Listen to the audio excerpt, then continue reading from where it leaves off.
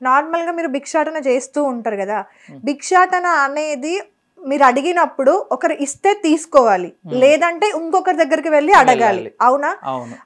అలా కాకుండా నార్మల్ గా మీరు అన్నట్టుగానే రైల్వే స్టేషన్ లో కానీ బస్ స్టేషన్స్ లో కానీ కొంతమంది డిమాండ్ చేస్తూ ఉంటారు, ఇవ్వకపోతే రోడ్డు మీద బట్టలు ఇప్పుతామంటారు, కొడతామంటారు, అంటే ఎదుటి మనిషి పరువు తీసేంత వరకు కూడా వెళ్తూ ఉంటారు అనమాట కొంతమంది. మరి అలాంటి బిహేవియర్ ఎందుకు? మర్యాదగా మీరు భిక్షాటన అడిగితే వాళ్ళు ఇస్తే ఒక పద్ధతి తీసుకోవాలి, లేదు అంటే లేదు. కానీ మరీ ఎట్లా అంటే అసలు బట్టలు ఇప్పుకోవడం అని, కొట్టడం అని, లేదంటే తిట్టడం అని, ఇష్టం వచ్చినట్టు శాపనార్థాలు పెట్టడం కానీ, ఇవన్నీ ఎందుకు? మేడం ఇది తప్పుగా తెలుసు. అదే నేను ఇప్పుడు ఏం చెప్తున్నానంటే మమ్మల్ని మేము వాళ్ళకి డబ్బులు అడిగిన తర్వాత వాళ్ళు నీకు ఎందుకు ఇవ్వాలి డబ్బులు, నీకు ఏముంది వస్తావా అని తర్వాతే మేము ఎత్తి చూపించేది మేడం.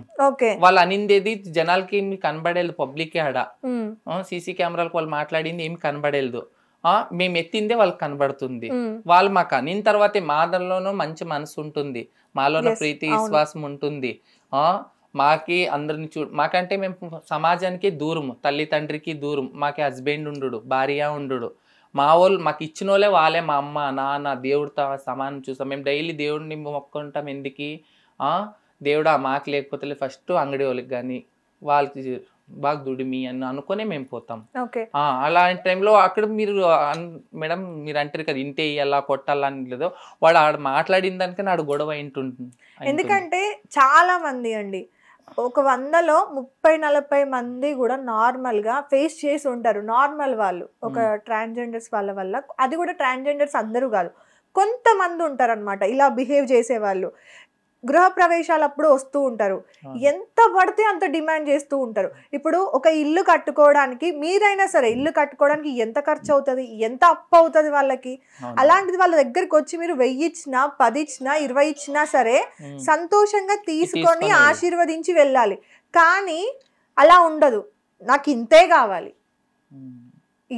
ఇంత ఇల్లు కట్టినావు కదా ఈ మాత్రం ఇయ్యలేవా నువ్వు అని డిమాండ్ చేస్తూ ఉంటారనమాట కొంతమంది.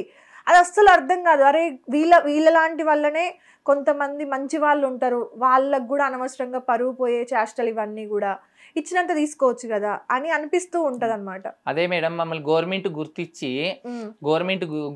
మాకు ఏదైనా జాబ్లు ఇస్తే మనం భిక్షాటనకి పోయేది, మాకి పబ్లిక్కి ఒక ఇల్లు బాడికి ఒక ఇది ఇంత రూమ్ తీసుకోనాలంటే పబ్లిక్కి 3000-4000 ఇస్తే మాకు 7-8,000 10,000 చెప్తారు మేడం.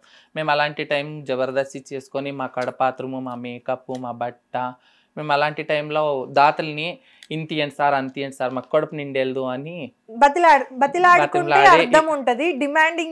డిమాండ్ కాదు మేడం, కడుపాత్రం అది డిమాండ్ కాదు, అది మాకు ఇట్లా ఖర్చులు ఉంటాయి కదా.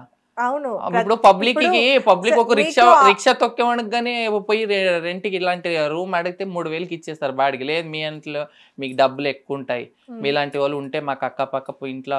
ఇప్పుడు మీరు ఇది అంటున్నారు కదా 8-10,000 పొట్టకూటి కోసము మేము ఇలా అడుగుతాము అంటున్నారు కదా, పొట్టకూటి కోసమే భిక్షాటన చేస్తాను అంటున్నారు కదా. మరి మీ ఇన్స్టాగ్రామ్ లో ఒక వీడియో చూసా, గురుగారు అని చెప్పేసి పైసలు ఇలా వేస్తున్నారు, అవునా? అదేంటి మరి, అంటే అంత ఎక్కువ అయ్యాయా డబ్బులు? అలాంటి కాదు మేడం, మా ఖుషి అది, మా ఖుషి. గురుకి డబ్బుకి రెస్పెక్ట్ లేదా? గురువుకి మేము ఖుషిగా, ఎందుకంటే మేము గురువుకి ఏమేము ఇప్పుడు గురువు మమ్మల్ని వెళ్ళి మా గురువు బతకాలి, మా గురువు రాదు, ఎందుకంటే ఏజ్ పర్సన్స్ అయిపోతారు, మా గురువుకి ఏం రాదు. మేమంతా కలుసుకొని ఒక ప్రోగ్రామ్ చేస్తాం, మా చేతిలో ఉన్నింది ఒక 2,000, తన జర ఒక 1000, ఇంక చేతిలోకి ఇచ్చేది కింద దాన్ని అట్లా మేము ఒక ఆచారంగా ఉగ్గుకొని అవన్నీ మళ్ళీ ఏరుకొని మా గురువుకి జోడించి ఇచ్చి పంపిస్తాం అనమాట. అదొక ఆచారం అనుకున్నా కూడా, అంటే దాని వల్ల సమాజానికి మీరు ఇంకా కూడా నెగటివ్ అవుతున్నారు కదా. ఇప్పుడు అలా మీరు దోస్తీ కోసం ఏమంటారు, ఏదో ఫన్ కోసం మీరు అలా చేశారు అనుకుందాము, కానీ చూసే అవతల మనిషికి అరే వీళ్ళకి పొట్టకూటికి డబ్బులు లేవంటున్నారు, కానీ ఇలాంటి విలాసాలకి మాత్రం డబ్బులు ఎగరేయడానికి ఇంత చేయడానికి ఏడికెళ్ళి వస్తున్నాయి అని అంటే, నేనే అడుగుతున్నా ఇప్పుడు ఆ క్వశ్చన్ మిమ్మల్ని, ఎందుకంటే మీ ఇన్స్టాగ్రామ్లోనే చూసాను కాబట్టి. మీరు పొట్టకూటి కోసమే డబ్బులు లేవు అందుకోసమని భిక్షాటన చేయాల్సి వస్తుంది, లేదంటే శరీరాన్ని అమ్ముకొనైనా సరే బతకాల్సి వస్తుంది, అవి 2 తప్ప మాకు ఇంకా వేరే ఆధారం లేదు అంటున్నారు. మరి ఇట్లా ఇష్టం ఉన్నట్టు డబ్బులు ఎగరేస్తే అవతల వాడికి ఏమనిపించాలి? నెక్స్ట్ టైం మీరు కనిపించినప్పుడు కానీ, ఇంకో ట్రాన్స్జెండర్ కనిపించినప్పుడు కానీ, అరే వీడు తీసుకొని డబ్బులు ఇట్లా ఎగరేస్తారు, ఈమె తీసుకొని డబ్బులు ఇట్లా ఎగరేస్తుంది, సో వీళ్ళకి డబ్బులు ఇచ్చి లాభం ఏంటి? నిజంగా కష్టాలు ఉన్న వాళ్ళకి ఇలాంటి వీడియోల వల్ల ప్రాబ్లమేగా. మరి ఎలా ఎగరేస్తారు? డబ్బుకంటూ ఒక రెస్పెక్ట్ ఉంది, అవునా? మన హిందూ సాంప్రదాయం ప్రకారం మనం డబ్బుని లక్ష్మీదేవిగా గౌరవిస్తాం, అవునా? అలాంటి లక్ష్మీదేవిని మీరు ఇలా ఇప్పుడు ఎగరేస్తూ మా ఉంటే దాంట్లో మా ట్రాన్స్జెండర్ లోనే కాదు మేడం, పబ్లిక్ లోగా ఇసురుతారు కదా మేడం, ఒక చౌ అలాంటి మీదగా ఇసురుకొని అలాంటి పోతారు ఇసిన కదా మేడం. వాళ్ళని చౌరస్తా మీద అలాంటి ఇసిన వాళ్ళ మీద కేసులు జరిగినాయి. ఒక్క రోజుకి ఒక రోజు ఎలాంటి ప్రతి మీడియా ఛానల్ కూడా చూపించింది వాళ్ళని. సో మీకు ఇప్పుడు రెస్పెక్ట్. పెండ్లిలో మార్వాడీస్ పెండ్లిళ్ళు అవుతుంటారు, వాళ్ళు ఖుషికి వాళ్ళు వేస్తుంటారు. ఇప్పుడు డాన్స్ మమ్మల్ని డాన్స్ కానీ పిలిపి పంపిస్తుంటారు వాళ్ళు పబ్లిక్. నేను అందుకే మిమ్మల్ని అడిగింది ఏంటంటే ఇది విలాసం కోసమా లేదంటే దీని వెనకాల మీ ఆచారాలు ఏమన్నా ఉన్నాయా అని అందుకే అడుగుతున్నా. మా ఆచారాలు అవి. ఓకే, మీ ఆచారం. బట్ దాని వల్ల అంటే ఎక్కడో ఒక చిన్న దగ్గర ఈ చిన్న వీడియో చూడడం వల్ల బయట ఎక్కడో అవసరం ఉన్న ఒక ట్రాన్స్జెండర్ కి ఆ రోజు ఇలాంటి వీడియోస్ వల్ల మీరు ఇలా చేస్తారు కదా, మీరు ఇలాంటి విలాసాలకు వెళ్తారు, అలాంటి వాటి కోసమైనా మీరు మా దగ్గర నుండి డబ్బులు వసూలు చేస్తుంది అని ఒకవేళ ఆ రోజు వాళ్ళకి డబ్బులు రాకపోతే వాళ్ళ కడుపు నిండదు కదా, అది మీ వరకు రాదు కదా.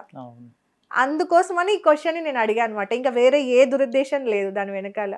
లేదు మేడం, మా గురుకు అనేది మనం ఏమి ఇచ్చేది కదా, ఏదో ఫంక్షన్ చేసినప్పుడు మా దాంట్లో ఆపరేషన్ అయిన తర్వాత మా గురువుని పిలిపి పంపించిన తర్వాత, ఇప్పుడు మా గురువు అంటే ఇక్కడ బయటకు కలెక్షన్ పోదు, మేము మనమంతే వెళ్తాం కనుక మా గురుకు ఆచారంగా అది మాది పద్ధతిగా మా అన్ని అట్లా ఉడాయిచ్చి చేతికి కోకున్నట్లు ఇట్లా ఊరికే ఉడాయిచ్చి ఒక వీడియో మాదిరిగా ఖుషి మాదిరిగా మా గురువు అనుకుంటుంది నా కూతురు 2000 వేసింది, ఈ కూతురు 1000 వేసింది అని, నా శిష్యురాలు ఇది ఇంత 500 వేసింది అని వాళ్ళ మనసులో ఉంటారు కనుక అవన్నీ జోడించేసి. నార్మల్ గా అయితే మనము చేతిలో పెట్టి పూలు పండ్లు సారా అట్లా పెట్టేసి మనం డబ్బులు ఇస్తూ అది ఒక ఫంక్షన్ డాన్స్ ఆడుతుంటాం కదా మేడం. బట్ ఇలా ఎగరేయడం అనేది చూస్తే అంటే చిన్న పిల్లలు కానీ లేదంటే నిజంగా అవసరంలో ఉన్న ట్రాన్స్జెండర్స్ కి కానీ ఒకవేళ ఇలాంటి వీడియోస్ల వల్ల పాపం వాళ్ళకి ఎక్కడో ఆ రోజు ఏదైనా జరగొచ్చేమో, ఏదన్నా సరే మన వల్ల మంచి జరగకపోయినా పర్లేదు, చెడు జరగకూడదు కదా, అందుకని ఆ క్వశ్చన్ అడగాల్సి వచ్చింది. అంతకు మించి మీ ఏమంటారు ఆచారాలను తప్పు పట్టాలని అయితే కాదు. సో ఓకే, ఇన్స్టాగ్రామ్ స్టార్ట్ చేయాలని ఎప్పుడు అనిపించింది? నాకు ఇన్స్టాగ్రామ్ స్టార్ట్ చేయాలన్నప్పుడు లాక్డౌన్ టైంలో మేడం ఫ్రీగా ఉన్నాము, అప్పుడు టిక్ టాక్లో చేస్తుండే వీడియోలు, అంతే టిక్ టాక్లో అంతేమో వైరల్, దాంట్లో వైరల్ ఏమి ఇది అవుతుండలేదు.